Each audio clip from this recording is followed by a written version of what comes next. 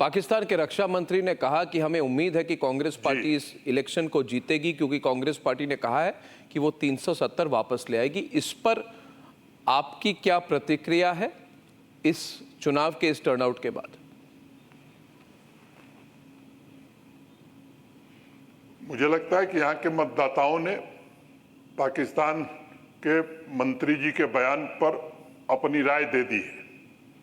और दूसरी बात, जहाँ तक 370 वापस लाने का सवाल है, मैं बार बार एक बात कहता हूँ कि हमारे देश में संवैधानिक पदों पर जो लोग बैठे हुए हैं उनको जिम्मेदारी पूर्वक बात कहनी चाहिए।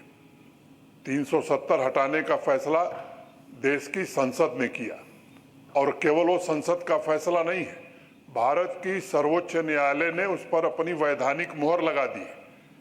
मैं समझता हूं कि संवैधानिक पदों पर बैठे हुए लोगों को इस तरह की बात कहने से निश्चित रूप से बचना चाहिए। ओमर अब्दुल्ला ने जो अभी हमने न्यूज रिपोर्ट देखा है उसमें कहा कि कहाँ है अमन। कहा जाता था कि 370 हटने के बाद अमन वापस आएगी। आपको कहीं अमन दिखती है क्या? यही उनकी लाइन है जो वो दोहराते रहे हर पब्लिक मीटिंग में। मुझे लगता है कि कुछ लोगों को नहीं दिखता होगा अमन, जम्मू कश्मीर की आवाम को, और मुझे लगता है कि जम्मू कश्मीर के आम इंसान को वो अमन दिखता है, शांति दिखती है। मनोज सिन्हा जी, चुनाव की जरूरत क्या थी? एक और सवाल है कि नेशनल सिक्योरिटी सिचुएशन को देखते हुए, and we all know that there were attacks on the day Narendra Modi was being sworn in for the third time as the prime minister. उसी दिन आतंकवादी हमले हुए थे। तो एक सवाल यह भी है कि एक स्ट्रॉन्ग अप्रोच की जरूरत है, एक फ्री हैंड की जरूरत है सिक्योरिटी फोर्सेस को। और अगर जो भी गणित हो जाए इसके बाद, जो पॉलिटिकल अरेंजमेंट आए, उसमें अगर नेशनल कॉन्फ्रेंस या पीडीपी जैसे पार्टीज इनकी पार्टिसिपेशन हो कोई भी जम्मू कश्मीर के सरकार में, तो फिर वो सिक्योरिटी सिचुएशन कॉम्प्रोमाइज हो जाएगी, आर्म्ड फोर्सेस को फ्री हैंड नहीं मिलेगी। ये एक चिंता है। और लोग कहते हैं इसलिए जरूरत क्या थी? अभी कोई प्रेशर थी क्या चुनाव कराने की? कोई विदेशी प्रेशर थी क्या? What was the need to have elections?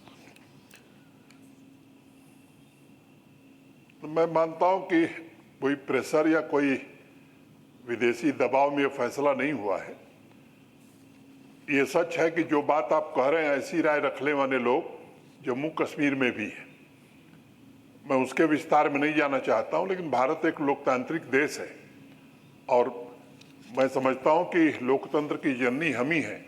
तो हमारे देश में चुनाव न हो, ये अच्छा संदेश नहीं जाता। और मैं पूरी घटना को इस तरह से देखता हूं कि जब भारत के गृह मंत्री श्री अमित शाह ने देश की संसद में 370 और 35A निरस्त करने के लिए प्रस्ताव रखा था, तो 3 बातें उन्होंने कही थी।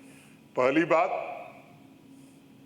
कि delimitation first, second assembly election, and third statehood eight appropriate time.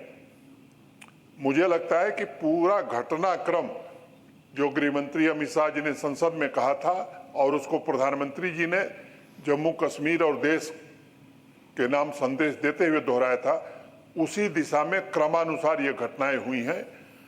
और जहां तक नेशनल सिक्योरिटी का सवाल है, मैं आपको और आपके चैनल के माध्यम से देश को आश्वस्त करना चाहता हूं कि law and order LG administration देखेगा और यहां उस सवाल पर कोई समझौता नहीं किया जाएगा।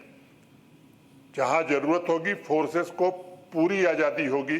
भारत की एकता अखंडता पर अगर कोई खतरा होगा, कोई आक्रमण होगा, तो उसका जरूर मुंह तोड़ जवाब दिया जाएगा।